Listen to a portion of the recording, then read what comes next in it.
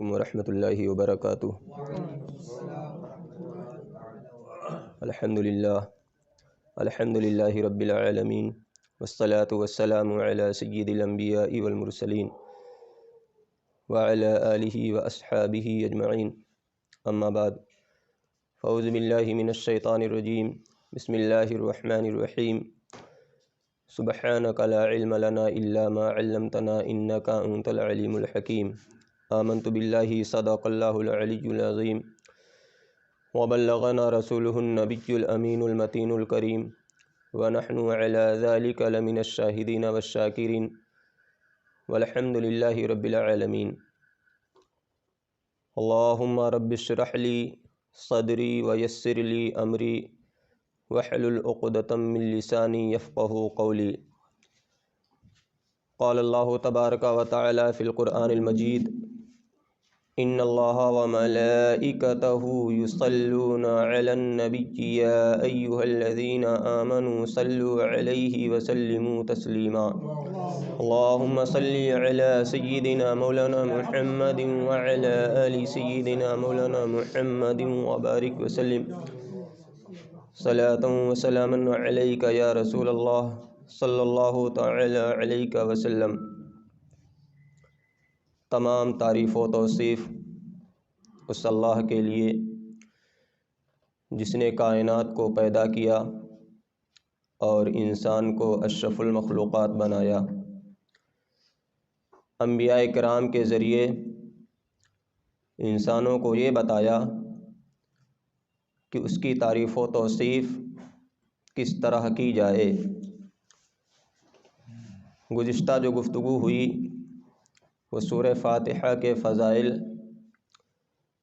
سورہ فاتحہ کے مضامین کہ اللہ رب العزت نے سورہ فاتحہ میں کن کن چیزوں کو بیان فرمایا، اور آخر کیا وجہ ہے کہ جتنی کثرت سے سورہ فاتحہ کی تلاوت ہوتی ہے، قرآن پاک کی کسی دوسری سورت کی اتنی زیادہ تلاوت نہیں ہوتی ہے۔ قرآن پاک کی سورتوں میں سے اگر کسی سورت کی سب سے زیادہ تلاوت کی جاتی ہے، سب سے زیادہ جو سورت پڑھی جاتی ہے، تو وہ سورہ فاتحہ ہی ہے۔ اور کیوں نہ ہو، یہی وہ سورت ہے جو قرآن کریم کا خلاصہ اس سورت میں اللہ رب العزت نے ذکر کر دیا ہے۔ پورے قرآن کا خلاصہ اسی سورت میں اللہ رب العزت نے ذکر کیا ہے۔ تو اس سورت کے فضائل اور اس سورت کے نام اور ان ناموں کی وجہ تسمیہ کو بیان کرنے کے بعد اب اس سورت کی ابتدا ہو رہی ہے، اور اللہ رب العزت نے اس سورت کی جو ابتدا فرمائی وہ الحمدللہ سے فرمائی۔ الحمدللہ یہی وہ پہلا جملہ ہے ہمارے پاس جو قرآن موجود ہے، مدون قرآن، لکھا ہوا قرآن۔ الحمدللہ یہ پہلا جملہ ہے جو قرآن پاک کا جملہ ہے۔ اس سورت سے پہلے جو بسم اللہ لکھی ہوئی ہے یا دیگر سورتوں کے شروع میں جو بسم اللہ لکھی ہوئی ہیں، ان کے بارے میں یہی کہا جاتا ہے کہ یہ اس لیے لکھی گئی ہیں کہ دو سورتوں کے درمیان فاصلہ ہو جائے، دو سورتوں کے درمیان فاصلہ ہو جائے۔ ہاں، سورہ نمل میں جو بسم اللہ شریف لکھی ہوئی ہے، انہ من سلیمان و انہ بسم اللہ الرحمن الرحیم، تو بالاتفاق قرآن پاک کی آیت ہے، لیکن باقی جو سورتوں کے شروع میں بسم اللہ لکھی ہوتی ہے، یہ دو سورتوں کے درمیان فصل کرنے کے لیے، امتیاز کرنے کے لیے لکھی جاتی ہے، ورنہ یہ بسم اللہ کسی سورت کا جز نہیں ہے۔ ہاں، بسم اللہ قرآن پاک کی ایک آیت ہے، بسم اللہ قرآن پاک کی ایک آیت ہے، لیکن ہر سورت کی ایک آیت نہیں ہے۔ تو قرآن پاک کی جو ابتدا ہو رہی ہے وہ الحمدللہ سے ہو رہی ہے۔ الحمدللہ سے اس قرآن پاک کی ابتدا کرنے میں کئی چیزوں کی طرف اشارہ ہے۔ اللہ رب العزت نے جب ابو البشر جناب آدم علیہ السلام کو پیدا کیا تو آپ کی زبان سے سب سے پہلا جو کلمہ نکلا جناب آدم کی تخلیق کے بعد اللہ رب العزت نے جب ان کے بدن میں روح پھونکی اور پھر وہ جب اٹھ کر کے بیٹھے تو سب سے پہلا جو جملہ ان کی زبان سے نکلا وہ الحمدللہ تھا۔ انہیں چھینک آئی اور چھینکنے کے بعد انہوں نے الحمدللہ کہا تھا۔ تو سب سے پہلے انسان ابو البشر حضرت آدم علیہ السلام کی زبان سے سب سے پہلے یہی جملہ نکلا تھا الحمدللہ۔ اسی لیے اللہ رب العزت نے اپنے مقدس کلام کی ابتدا اسی جملے اور اسی لفظ سے فرمائی۔ تو جناب آدم علیہ السلام نے انہیں جب چھینک آئی تو الحمدللہ کہا۔ فرشتے جنہوں نے یہ سنا انہوں نے یرحمک اللہ کہا۔ تو اس طرح جب کسی شخص کو چھینک آئے تو اسے الحمدللہ کہنا چاہیے اور سننے والے کو یرحمک اللہ کہنا چاہیے۔ اور یہ سنت مؤکدہ ہے، جس طرح نمازوں کی کچھ سنتیں غیر مؤکدہ ہیں اور کچھ سنتیں مؤکدہ ہیں، اسی طرح یہ الحمدللہ کہنا چھینکنے کے وقت یہ سنت مؤکدہ ہے، اسے ترک نہیں کرنا چاہیے۔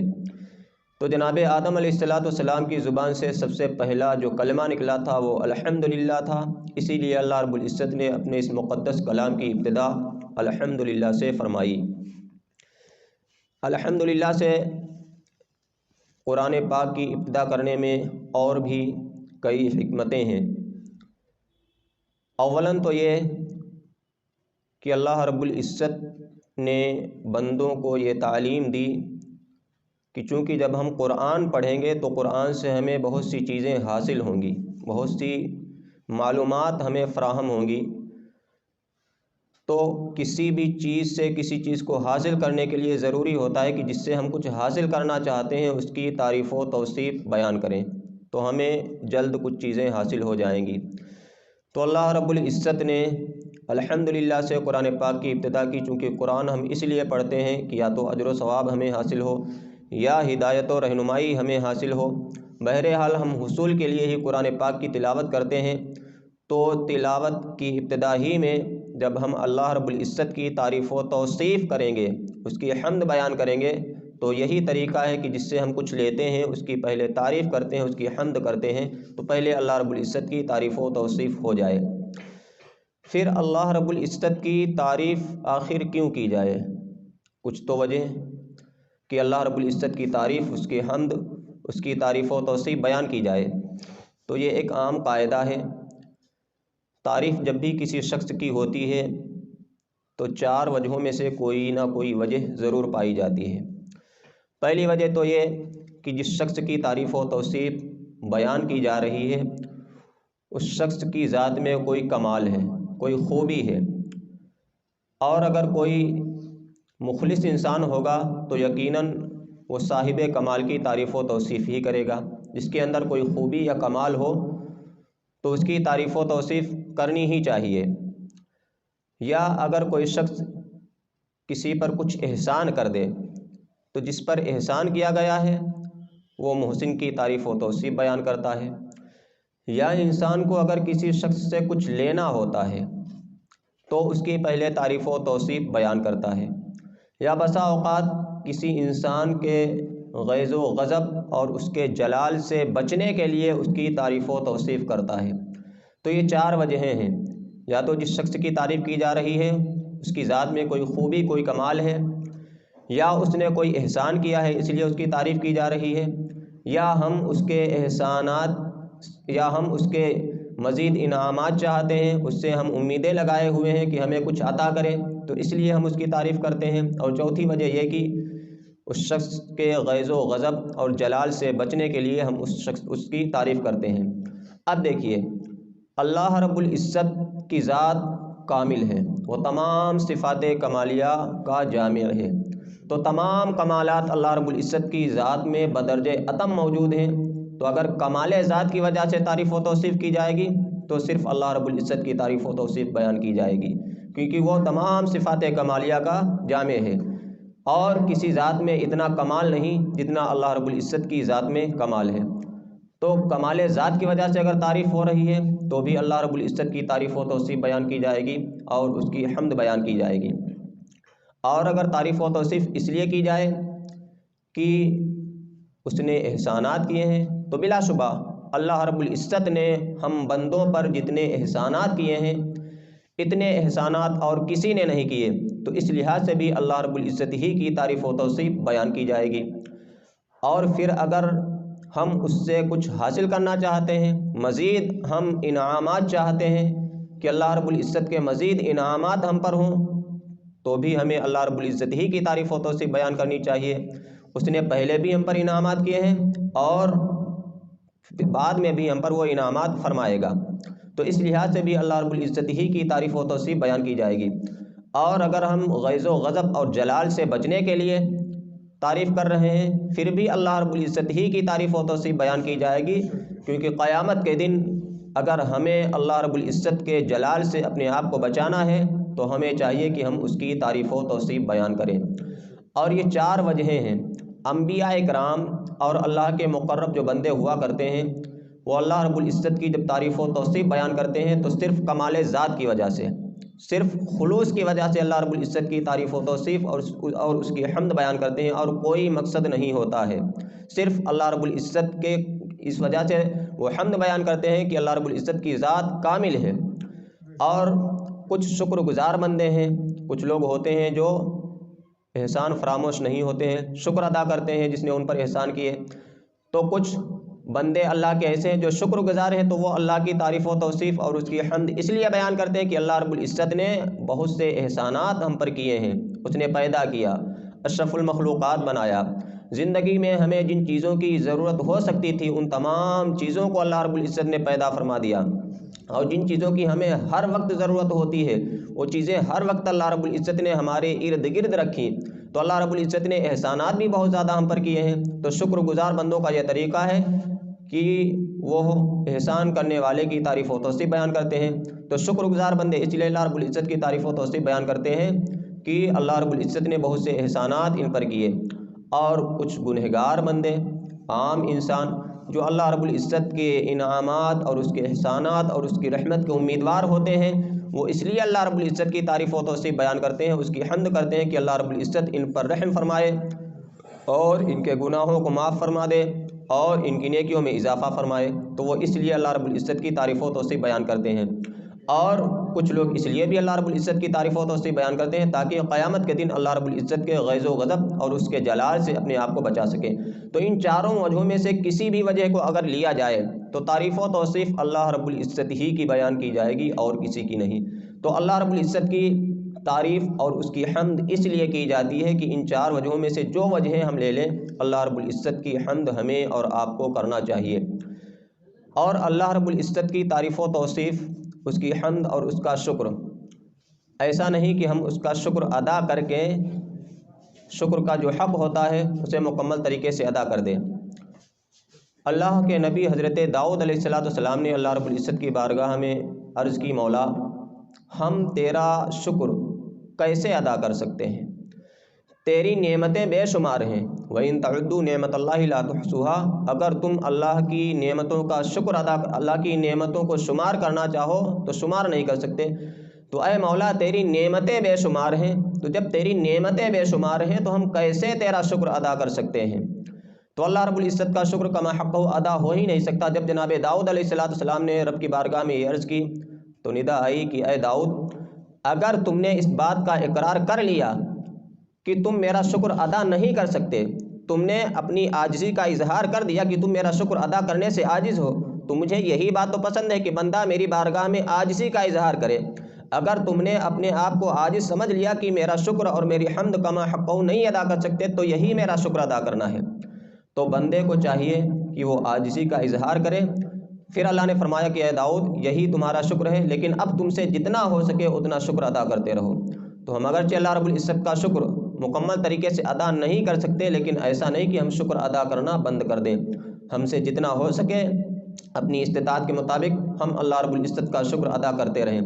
اور اللہ کا شکر اس لیے بھی ہم کما حقہ ادا نہیں کر سکتے، حدیث پاک میں آیا ہے کہ اللہ رب العزت اگر کسی شخص کو تمام دنیا عطا فرما دے، دنیا کی جتنی بھی نعمتیں ہیں وہ تمام نعمتیں اللہ رب العزت اپنے کسی بندے کو عطا فرما دے، تمام نعمتیں دنیا کی عطا فرما دے، ایک طرف دنیا کی تمام نعمتیں ہیں اور دوسری طرف اسے شکر ادا کرنے کی نعمت عطا فرما دے۔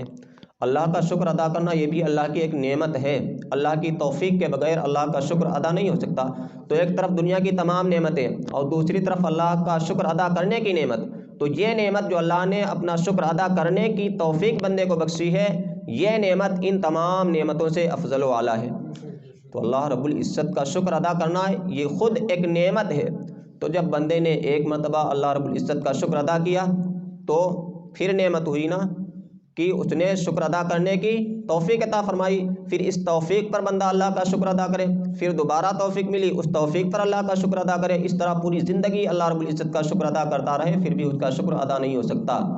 تو اللہ رب العزت کا شکر مکمل طریقے سے ہم بندے ادا نہیں کر سکتے، لیکن ہمیں اپنی استطاعت کے مطابق اللہ رب العزت کا شکر ادا کرتے رہنا چاہیے اور ناشکری ہمیں نہیں کرنی چاہیے۔ ہم اگر شکر ادا کریں گے تو اللہ کا فرمان ہے لئن شکرتم لازیدنکم ولئن کفرتم ان عذابی لشدید، اگر تم شکر ادا کرو گے تو میں اضافہ کر دوں گا، نعمتوں میں اضافہ فرما دوں گا، اور اگر تم نے ناشکری کی تو میرا عذاب بہت سخت ہے۔ تو ایسا نہیں کہ اللہ کا شکر ادا کر کے ہم اللہ رب العزت کی ذات کو کوئی فائدہ پہنچاتے ہیں، ایسا ہرگز نہیں، یا اس کی ناشکری کر کے ہم اس کی ذات کو کوئی نقصان پہنچا سکتے ہیں۔ اللہ رب العزت کی ذات نقصان و عیب سے پاک ہے، اور ہم اگر شکر ادا کریں گے تو ہمارا ہی فائدہ ہوگا، اور اگر ہم اللہ رب العزت کی ناشکری کریں گے، اس کی نعمتوں کی ناشکری کریں گے تو اس میں ہمارا ہی خسارہ اور ہمارا ہی نقصان ہونا ہے۔ تو بندے کو چاہیے کہ ہر حال میں اللہ رب العزت کا شکر ادا کرتا رہے اور اس کی تعریف و توصیف بیان کرتا رہے۔ سورہ فاتحہ کی ابتدا چونکہ الحمدللہ سے ہوئی، سب سے پہلے جو لفظ آیا الحمد، یہاں پر کچھ چیزیں اور جان لی جائیں، ایک ہوتی ہے حمد اور ایک ہوتا ہے شکر۔ تو حمد اور شکر میں فرق اتنا ہی ہے کہ اگر بندے نے شکر ادا کر لیا تو حمد بھی ادا ہو گئی، بندے نے اگر شکر ادا کر لیا تو اللہ رب العزت کی حمد بھی ادا ہو گئی، اور ایسے ہی بندے نے اگر حمد اللہ رب العزت کی کر لی تو شکر بھی ادا ہو جائے گا۔ بس فرق اتنا ہے کہ اللہ رب العزت کی تعریف و توصیف اگر نعمت ملنے کے وقت کی جائے کہ اللہ نے کوئی نعمت بندے کو عطا فرمائی کسی بھی شکل میں، اولاد کی شکل میں، مال و دولت کی شکل میں، یا کسی خوشی کی شکل میں اللہ رب العزت نے بندے کو کوئی نعمت عطا فرمائی، اور اس نعمت کے بدلے میں بندہ اللہ رب العزت کی تعریف و توصیف کر رہا ہے تو یہ شکر ہے۔ اور اگر یوں ہی اللہ رب العزت کی تعریف و توصیف کر رہا ہے، نعمت ملے یا نہ ملے، تو یہ اس کی حمد ہے۔ تو بندہ جب جب اللہ رب العزت کی حمد بیان کرے گا اس کا شکر ادا ہو جائے گا۔ تو ہمیں چاہیے کہ ہم ہمہ وقت دن میں ہم پتہ نہیں بے شمار اللہ رب العزت کی نعمتوں کا استعمال کرتے ہیں، اور کتنی مرتبہ استعمال کرتے ہیں ہم یہ بھی شمار نہیں کر سکتے۔ ہمارے بدن کے اندر اللہ رب العزت نے کان، آنکھ، زبان جیسی عظیم نعمتیں رکھی، اور ہم روزانہ ان کا کتنا استعمال کرتے ہیں، کتنی آوازیں ہم اپنے کانوں سے سنتے ہیں، اور کتنے کلمات ہم اپنی زبان سے نکالتے ہیں، اور کتنی چیزیں ہم اپنی آنکھوں سے دیکھتے ہیں۔ تو ان نعمتوں کا استعمال ہم بہت زیادہ کرتے ہیں۔ چاہیے تو یہ کہ جب جب ہم رب کی کسی نعمت کا استعمال کریں تو اس نعمت کے استعمال کے بعد اللہ رب العزت کی حمد اور اس کی تعریف و توصیف اور اس کا شکر ہمیں ادا کرنا چاہیے۔ تو ہم جتنا ہی اللہ کا شکر ادا کریں، جتنی ہی اس کی تعریف و توصیف بیان کریں، یہ کم ہے۔ تو بندے کو چاہیے اللہ رب العزت کی حمد بیان کرتا رہے اور اس کا شکر ہمہ وقت ادا کرتا رہے، کیونکہ اللہ رب العزت کو ایسے بندے بہت پسندیدہ ہیں جو اس کا شکر ادا کرتے ہیں اور اس کی حمد بیان کرتے ہیں۔ تو سورہ فاتحہ میں اولاً تو اللہ رب العزت نے انسانوں کو یہ تعلیم دی کہ اللہ کی تعریف، اس کی حمد، اس کی تعریف و توصیف کیسے بیان کی جائے۔ اگر اللہ رب العزت نہ بتاتا تو ہم انسان یہ نہ سمجھ پاتے کہ ہم اپنے رب کی تعریف و توصیف کیسے کریں، ہم اپنے رب کی تعریف و توصیف کیسے کریں یہ ہمیں نہ معلوم ہوتا۔ لیکن اللہ رب العزت نے خود ہی قرآن میں فرما دیا کہ اے میرے بندو تم میری تعریف و توصیف اس لیے کرو، اس انداز سے کرو۔ تو قرآن میں جو الفاظ اللہ رب العزت نے تعریف و توصیف کے وارد کیے ہیں، ان الفاظ کے ذریعے اللہ رب العزت کی تعریف و توصیف ہمیں کرنا چاہیے۔ تو ابتدا میں ہی اللہ رب العزت نے اپنے بندوں کے ذہنوں میں یہ بات ڈالی کہ تم میری تعریف و توصیف اس انداز سے بیان کیا کرو، میری حمد اس طرح کیا کرو۔ تو ہمیں اللہ رب العزت کی حمد ہر حال میں کرنا چاہیے۔ حمد کے ویسے تو کئی قسمیں ہیں، لیکن عام طور سے حمد کی دو قسمیں کی جاتی ہیں، ایک حمد قولی اور ایک حمد فعلی۔ ज़ुबान سے جو حمد بیان کی جائے وہ قولی کہلاتی ہے، اور افعال سے جو حمد اللہ رب العزت کی جو حمد کی جائے وہ فعلی ہوتی ہے۔ مثلا زبان سے ہم اس کی تعریف و توصیف کریں تو یہ حمد قولی ہے، اور بدن کے دیگر اعضاء سے مثلا نماز کی شکل میں، روزے کی شکل میں، یا دیگر اللہ رب العزت کی طاعات میں جو ہم اپنے بدن کو صرف کریں یا اپنا مال جو اللہ رب العزت کی راہ میں خرچ کریں، یہ حمد فعلی ہے۔ تو دونوں طرح سے اللہ رب العزت کی حمد اور اس کی تعریف و توصیف ہمیں اور آپ کو بیان کرنا چاہیے۔ تو یہ اللہ رب العزت نے سورہ فاتحہ کی ابتدا میں الحمدللہ کو اسی لیے رکھا تاکہ ہم بندوں کو یہ معلوم ہو جائے کہ ہم اس کی حمد اور اس کی تعریف و توصیف کیوں بیان کریں۔ ایک اور چیز ہے، قرآن کی آیتوں میں اتنا ربط و ضبط ہے کہ اگر گہرائی سے دیکھا جائے تو یقیناً قرآن پڑھنے میں بہت لطف آتا ہے۔ بظاہر اگر ترجمہ پڑھ لیا جائے تو یہ معلوم نہیں ہوتا ہے کہ اس آیت کے بعد یہ آیت آ رہی ہے تو اس کا پہلے والی آیت سے کیا تعلق ہے، لیکن اگر غور و فکر کیا جائے تو یقیناً بڑا لطف آتا ہے۔ قرآن کی ہر آنے والی آیت سابقہ آیت سے بالکل متصل ہے، اور تقریباً ہر آنے والی آیت پہلی آیت کی دلیل ہوا کرتی ہے۔ مثلا الحمدللہ، تمام تعریفیں اللہ کے لیے۔ اب اللہ کے لیے تعریف کیوں ہے؟ اللہ ہی کے لیے تعریف کیوں ہے اور کسی کے لیے تعریف کیوں نہیں؟ فوراً اس کی دلیل آ گئی، رب العالمین، اللہ کے لیے تعریف اور حمد اس لیے ہے کہ وہی عالمین کو پالنے والا ہے، ساری کائنات کی پرورش کرنے والا وہی ہے، ساری کائنات کا پالن ہار وہی ہے۔ تو اللہ کی حمد اس لیے ہے کہ وہ ساری کائنات کا پالن ہار ہے۔ اور پھر رب العالمین، یہ بھی ایک دعویٰ ہے کہ وہ ساری کائنات کو کیوں پال رہا ہے، تو اس کی بھی دلیل آگے ہے، الرحمن الرحیم۔ جب کوئی شخص کسی کی پرورش کرتا ہے تو پرورش کرنے والے کے دل میں رحم ہوتا ہے، رحم اگر نہ ہو تو کسی کی پرورش ہی نہ کرے۔ تو اس کی دلیل آگے ہے کہ وہ پروردگار وہی ہے، پرورش کرنے والا یہی ہے۔ کیوں؟ کیونکہ وہی تو ساری کائنات پر رحم فرمانے والا ہے۔ باقی ایک انسان چند لوگوں پر رحم کر سکتا ہے، یا ایک محلے کے لوگوں پر رحم کر سکتا ہے، یا ایک شہر کے لوگوں پر رحم کر سکتا ہے، لیکن ایک انسان ایسا نہیں کہ دنیا کے تمام انسانوں پر رحم کرے، یا کوئی انسان ایسا نہیں کہ کائنات کی ہر چیز پر رحم کرے۔ لیکن اللہ رب العزت کی ذات ایسی ذات ہے کہ کائنات کی ہر چیز پر اس کا رحم ہے۔ تو کائنات کا پروردگار اس لیے وہی ہے کیونکہ وہی پوری کائنات پر رحم فرمانے والا ہے، اور اسی کی رحمت ہر شے کو محیط ہے۔ وَرَحْمَتُ رَبِّي وَسِعَتْ كُلَّ شَيْءٍ، اور میرے رب کی رحمت ہر شے کو محیط ہے۔ تو اللہ ہی کی ذات ایسی ذات ہے کہ اس کی رحمت ہر شے کو محیط ہے، اور جس کی رحمت ہر شے کو محیط ہوگی وہی ہر شے کا پالن ہار ہوگا، ہر شے کا پالنے والا ہوگا۔ تو تمام عالم کا پالن ہار اللہ رب العزت ہے۔ کیوں؟ کیونکہ ہر شے کو اس کی رحمت محیط ہے۔ تو ہر آنے والی آیت سابقہ آیت سے بالکل مربوط ہے، ملی ہوئی ہے، اور اس کی دلیل اور علت بیان فرما رہی ہے۔ تو ہمیں ہر حال میں اللہ رب العزت کی تعریف و توصیف بیان کرنی چاہیے، اور کسی بھی موقع پر اس کی ناشکری اور ناقدری ہمیں نہیں کرنی چاہیے۔ اور یقیناً ہم جتنی ہی تعریف و توصیف اللہ رب العزت کی بیان فرمائیں وہ کم ہے۔ تو اللہ رب العزت نے سورہ فاتحہ کی ابتدا اس طرح فرمائی، الحمدللہ رب العالمین الرحمن الرحیم مالک یوم الدین۔ تمام سب خوبیاں اللہ کو جو مالک سارے جہان والوں کا، بہت مہربان رحمت والا، مالک یوم الدین روز جزا کا مالک۔ اب اس میں کئی چیزیں آئی ہیں، ان پر تھوڑی مختصراً گفتگو ہو جائے۔ حمد کا معنی ہم نے جان لیا کہ اللہ رب العزت کی تعریف و توصیف بیان کی جائے، اس کی عظمت و کبریائی بیان کی جائے۔ اس کے بعد لفظ اللہ پر چونکہ بسم اللہ شریف کے فضائل میں کچھ گفتگو ہو چکی ہے، اس کے بعد ایک لفظ آتا ہے رب۔ رب کس کو کہتے ہیں؟ رب کے 3 معنی بیان کیے گئے ہیں، ایک تو مالک، اور دوسرا سردار، اور تیسرا پرورش کرنے والا، پالن ہار۔ تو مالک، ساری کائنات، رب کا جو پہلا معنی مالک، ساری کائنات کا حقیقی مالک وہی ہے۔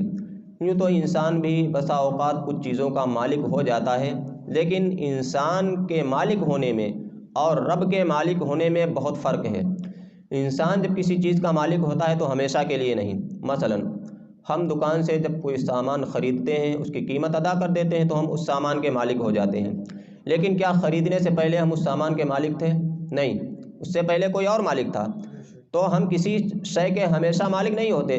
تو سامان جب ہم خریدتے ہیں تب مالک بنتے ہیں، اس سے پہلے ہم اس سامان کے مالک نہیں تھے. پھر ضروری نہیں کہ وہ سامان ہمیشہ ہمارے پاس رہے، پھر وہ فنا ہو سکتا ہے، ختم ہو سکتا ہے، یا ہم ہی ختم ہو سکتے ہیں، تو ہم اس سامان کے مالک نہیں رہ جائیں گے. لیکن اللہ رب العزت ساری کائنات کا مالک ہے، ہمیشہ سے مالک ہے اور ہمیشہ مالک رہے گا، اس کی ملکیت کبھی ختم نہیں ہوگی. تو یوں تو انسان بھی بسا اوقات کچھ چیزوں کا مالک ہو جایا کرتا ہے، لیکن یہ حقیقتاً مالک نہیں ہوتا ہے.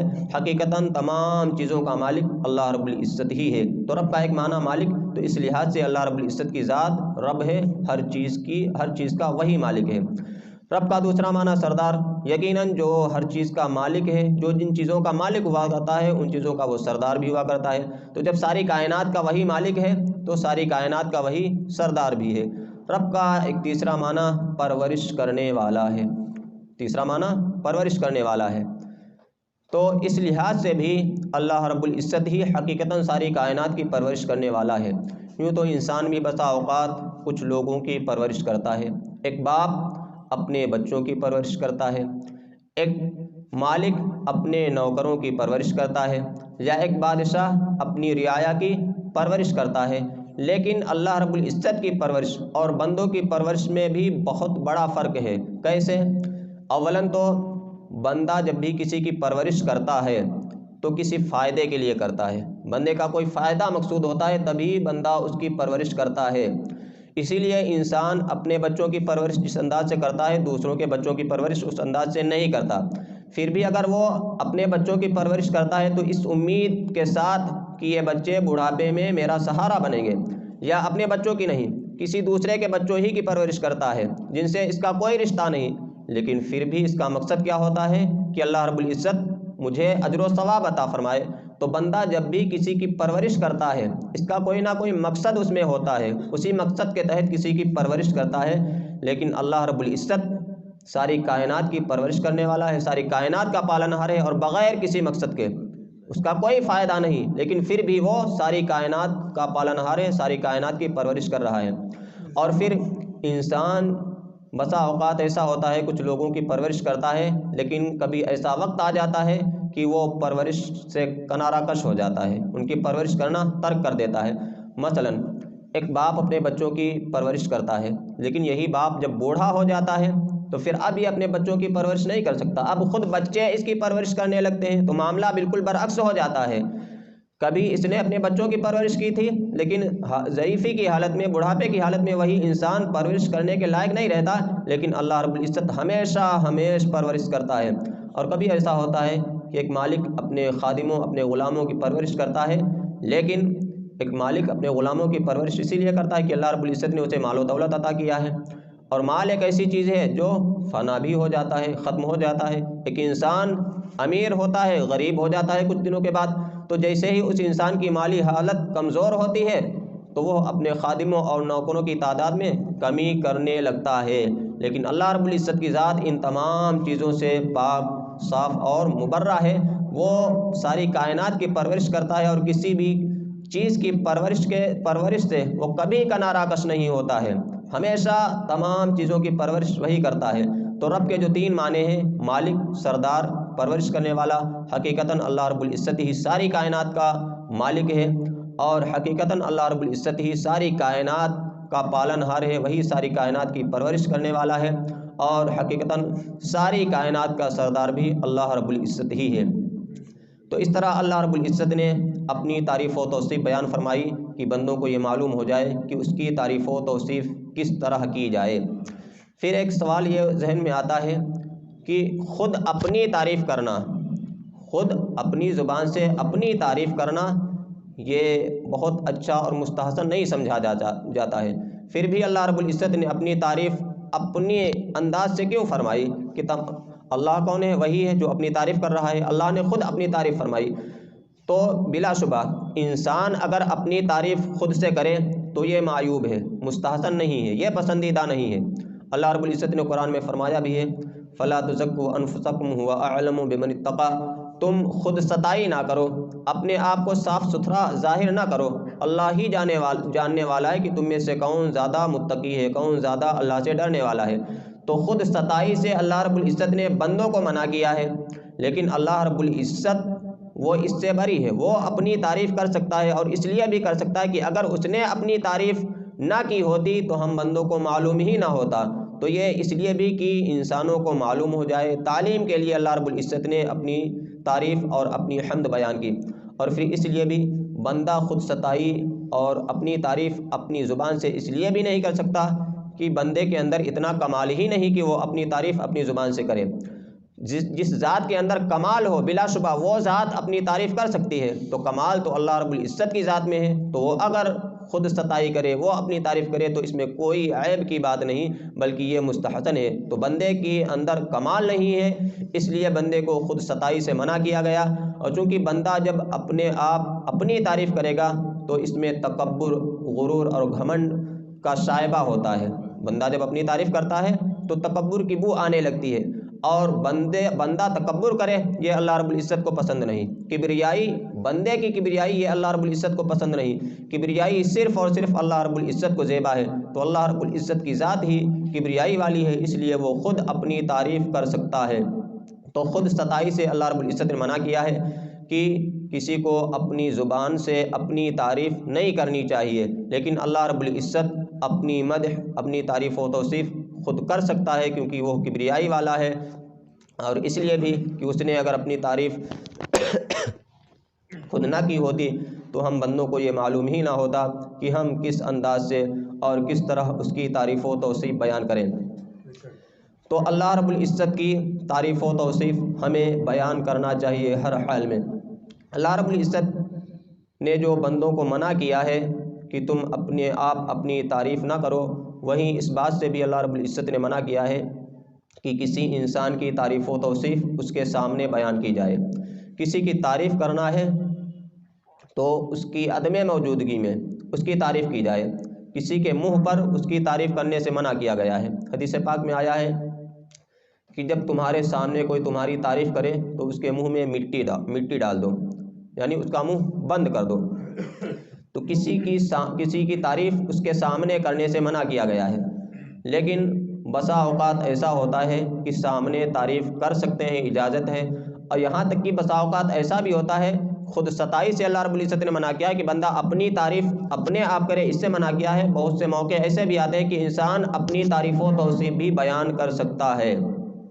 تو جہاں اللہ رب العزت نے یہ منع کیا ہے کہ کسی کے سامنے اس کی تعریف نہ کی جائے، تو اس کی وجہ یہ ہے کہ جب بھی کسی انسان کی تعریف و توصیف بیان کی جاتی ہے تو عام طور سے ہوتا یہی ہے کہ پھر اس کے اندر غرور، گھمنڈ اور تکبر آ جاتا ہے۔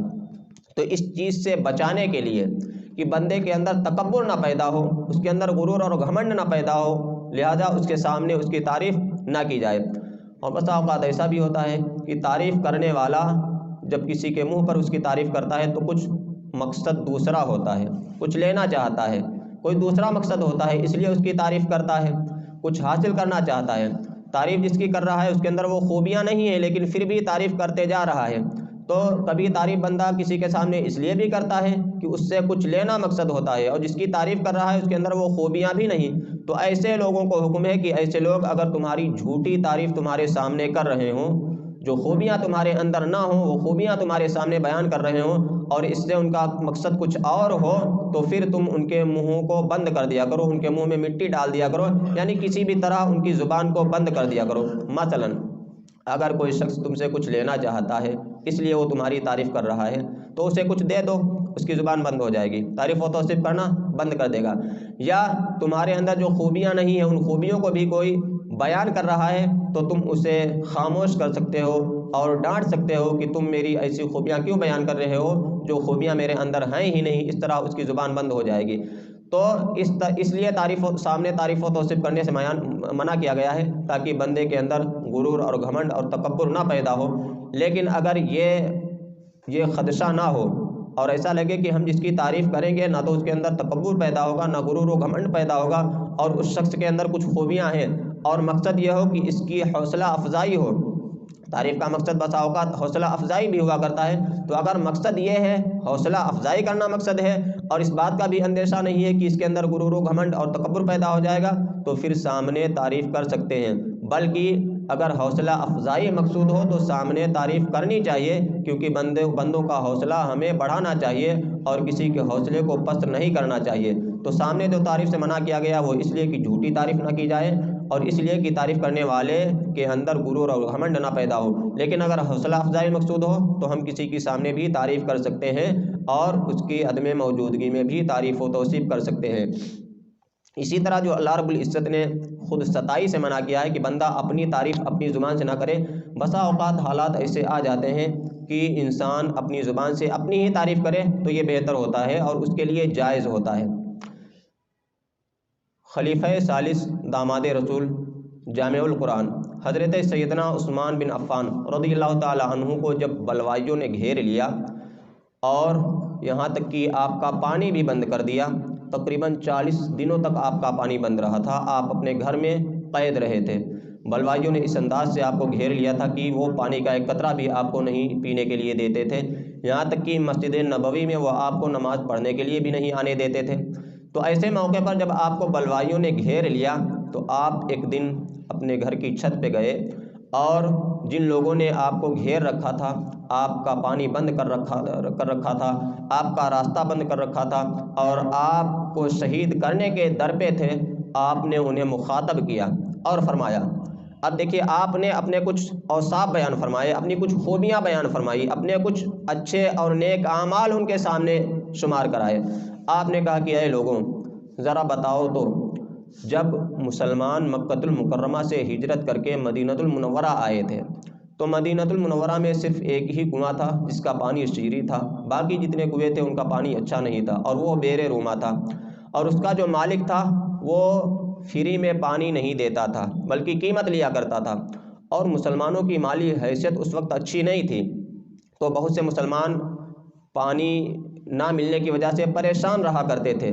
تو اللہ کے رسول صلی اللہ علیہ وسلم نے فرمایا کہ تم میں سے کون ہے جو اس کنویں کو خرید کر کے مسلمانوں کے لیے وقف کر دے اور اس کے بدلے جنت میں اپنا محل بنوا لے؟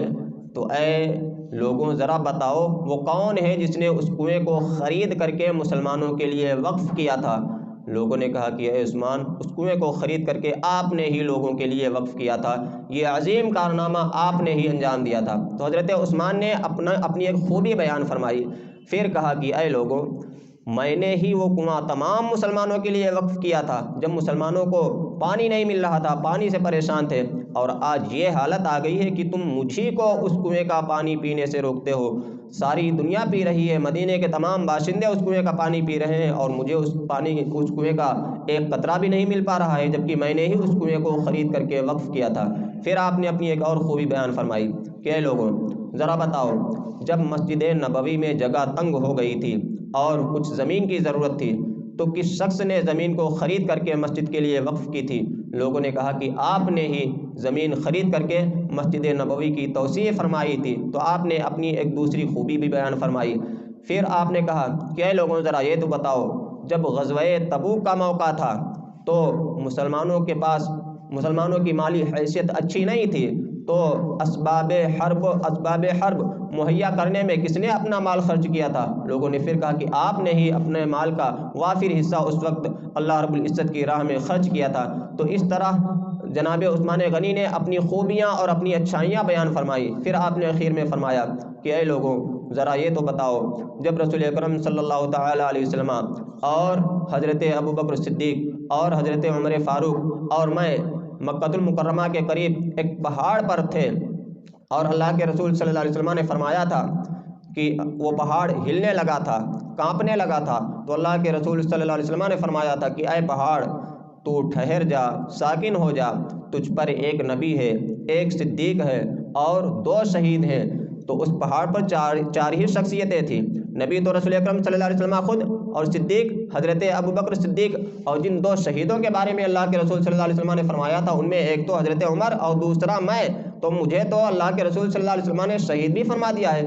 تو آپ نے ان بلوائیوں کے سامنے اپنے فضائل و کمالات بیان فرمائے، اور اس لیے بیان فرمائے تاکہ ان کی آنکھیں کھل جائیں اور پھر قیامت کے دن یہ کوئی عذر پیش نہ کریں کہ اے مولا ہماری آنکھوں پہ پردہ پڑ گیا تھا، ہم نے عثمان غنی کے فضائل و کمالات ہمارے ذہن میں اس وقت نہ رہے، اگر ہم ان کے فضائل و کمالات جانتے تو ہم ان کا پانی نہ بند کرتے اور انہیں شہید نہ کرتے اور انہیں طرح طرح سے پریشان نہ کرتے۔ تو اس لیے حضرت عثمان غنی نے اپنے فضائل و مناقب بیان فرمائے تاکہ ان کے لیے قیامت کے دن کوئی حجت نہ رہ جائے۔ تو بسا اوقات ایسا ہوتا ہے کہ انسان خود ستائی کر سکتا ہے، اپنی تعریف اپنے آپ کر سکتا ہے، جبکہ مقصد یہ ہو کہ حجت تام ہو جائے۔ تو بہت سے موقع ایسے آتے ہیں کہ انسان اپنی تعریف و توصیف بیان کر سکتا ہے، تو لیکن عام حالات میں خود ستائی سے بچنا چاہیے، اپنی تعریف اپنی زبان سے نہیں کرنی چاہیے، اور ایسے ہی کسی کی تعریف اس کے سامنے نہیں کرنی چاہیے۔ ہاں کسی شخص کے اندر فضائل و کمالات ہیں تو ہم اس کی تعریف و توصیف اس کی عدم موجودگی میں کر سکتے ہیں، لیکن یہ بات ہمیشہ ملحوظ نظر رہے جب بھی ہم کسی کی تعریف و توصیف بیان کریں تو ایسی خوبیاں اس کی نہ بیان کریں جو خوبیاں اس کے اندر نہ ہوں۔ بلا شبہ اگر ہم ایسا کر رہے ہیں تو کسی کی تعریف و توصیف ہم بیان نہیں فرما رہے ہیں۔ تو اس طرح ہمیں اللہ رب العزت کی تعریف و توصیف سب سے زیادہ بیان کرنی چاہیے۔ حقیقتاً وہی تمام خوبیاں، وہی ذات ایسی ہے جس کے اندر تمام خوبیاں ہیں اور تمام طرح کی جو حمدیں ہیں ان کا وہی مالک ہے، تو اسی کی تعریف و توصیف بیان کی جائے گی۔ حمد کے فضائل و مناقب میں بے شمار حدیثیں ہیں، ایک بہت مشہور حدیث پاک ہے، اس کو بیان کر کے انشاءاللہ عز و جل اپنی گفتگو کو ختم کروں گا۔ اللہ کے رسول صلی اللہ تعالیٰ علیہ وسلم نے فرمایا کہ سبحان اللہ تملأ المیزان۔ حضرت ابو مالک اشعری رضی اللہ تعالیٰ عنہ سے یہ حدیث مروی ہے، صحیح مسلم کی حدیث پاک ہے۔ اللہ کے رسول صلی اللہ علیہ وسلم نے فرمایا پاکی نصف ایمان ہے اور سبحان اللہ پاکی نصف ایمان ہے اور الحمدللہ یہ میزان عمل کو بھر دیتا ہے، اور سبحان اللہ اور الحمدللہ یہ دو کلمے ایسے ہیں کہ جب بندہ کہتا ہے تو آسمان و زمین کے درمیان جو جگہ ہوتی ہے وہ بھر جایا کرتی ہے۔ سرکار نے فرمایا کہ طہارت نصف ایمان ہے۔ اس کے بعد آپ نے فرمایا الحمدللہ تملأ المیزان۔ بندہ جب الحمدللہ کہتا ہے تو اتنا زیادہ اجر و ثواب ملتا ہے کہ اگر اسے مجسم کیا جائے، ورنہ تو ثواب دکھنے میں نہیں آتا، ہم اور آپ دیکھ نہیں سکتے، یہ کوئی دیکھنے والی چیز نہیں ہے، ہم دیکھتے انہی چیزوں کو ہیں جو جسم و جسمانیات رکھتی ہیں، تو ثواب کوئی دکھنے والی چیز نہیں، لیکن پھر بھی بندے کو اتنا اجر و ثواب ملتا ہے کہ اگر اسے مجسم کیا جائے تو پورا میزان عمل بھر جائے۔ اور پھر سرکار نے فرمایا کہ یہ دو کلمے سبحان اللہ الحمدللہ، بندہ جب سبحان اللہ اور الحمدللہ کہتا ہے تو آسمان و زمین کے درمیان یہ جو جگہ ہمیں خالی دکھ رہی ہے، اگر اس ثواب کو مجسم کیا جائے تو آسمان و زمین کے درمیان جتنی جگہ ہے یہ سب کی سب بھر جایا کرتی ہے۔ تو سبحان اللہ اور الحمدللہ کہنے پر اللہ رب العزت ہمیں اتنا زیادہ ثواب عطا فرماتا ہے، تو ہمیں الحمدللہ کی کثرت کرنی چاہیے، سبحان اللہ کی کثرت کرنی چاہیے، اللہ رب العزت کی تعریف و توصیف ہمیں بیان کرتے رہنا چاہیے۔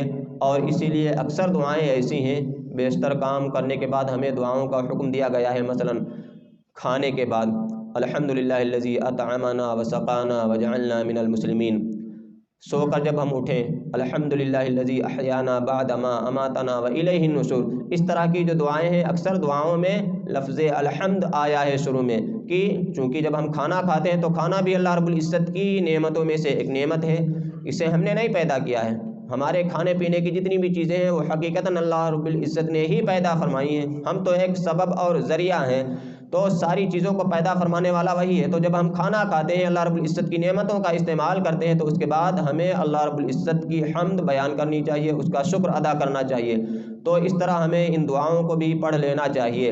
ایک اور حدیث پاک ہے سبحان اللہ اور الحمدللہ میں دیکھیے اللہ رب العزت کتنا زیادہ اجر و ثواب عطا فرماتا ہے کہ اللہ کے رسول صلی اللہ تعالیٰ علیہ وسلم نے فرمایا کہ جب بندہ اگر صبح و شام، صبح کے وقت 100 مرتبہ اور شام کے وقت 100 مرتبہ سبحان اللہ کہہ لیا کرے، صبح کے وقت اور شام کے وقت 100 مرتبہ اگر بندہ سبحان اللہ کہہ لیا کرے تو بندے کو بے پناہ اجر و ثواب ملے گا۔ اور پھر اللہ کے رسول صلی اللہ علیہ وسلم نے فرمایا کہ بندہ صبح کے وقت 100 مرتبہ اور شام کے وقت 100 مرتبہ اگر الحمدللہ کہہ لیا کرے، صبح کے وقت 100 مرتبہ اور شام کے وقت، تو اسے 100 حج کا ثواب ملے گا۔ کتنے حج کا؟ 100 حج کا ثواب ملے گا۔ تو ہمیں چاہیے کہ ہم الحمدللہ سبحان اللہ یہ جو کلمات ہیں ان کا ورد کرتے رہا کریں، اور صبح و شام ہمیں زیادہ سے زیادہ ان الفاظ کا ورد کرنا چاہیے تاکہ ہماری نیکیوں میں اضافہ ہو، ہمارے اجر و ثواب میں اضافہ ہو۔ اور اس طرح جب ہم اللہ رب العزت کی تعریف و توصیف بیان کریں گے، اس کا شکر ادا کریں گے، تو اللہ رب العزت کا یہ وعدہ ہے لئن شکرتم لازیدنکم ولئن کفرتم ان عذابی لشدید، کہ اگر تم نے شکر ادا کیا تو میں نعمتوں میں اضافہ کر دوں گا، اور اگر تم نے ناشکری کی تو یقیناً میرا عذاب سخت ہے۔ ہم